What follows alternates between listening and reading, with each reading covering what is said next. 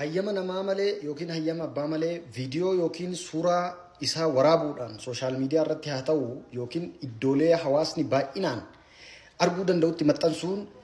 yakkaa fi seera hariiroo hawaasaatiin kan nama gaafachiisuu danda'u ta'uu beektu. Akkam jirtu naga keessanii hannu keessa seeraa keessan Sudees Kadiirii arras hubannoo seeraa gabaabduu takka qabadhee dhufee jira jechuudha. Egaa inni kunis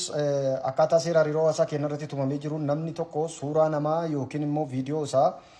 hayyama namichaa malee fedhii namichaa malee waraabuudhaan gama sooshaal miidiyaatiin yookiin immoo iddoolee hawaasni baay'inaan waan sana itti arguu danda'u irratti maxxansuun seeraan kan nama gaafachiisuu fi akkasumas immoo namicha miidhamaa suuraan jalaa maxxanfame sanaaf immoo beenyaa hamilee namni jalaa maxxansiisuun kafaluudhaaf akka dirqamu seera hariiroo hawaasaa keenya tumee jira jechuudha. Egaa dabalataan immoo akkuma kanaan dura viidiyoo kiyya gama TikTokii fi Facebookiin isiniif maxxansirratti isiniif hojjadhe gochichi raawwatame gocha saalfachiisoo fi safuu hawaasaa cabsu kan ta'e yoo ta'e gochoota akkasii hawaasa duratti baasanii mul'isuu fi raawwachuun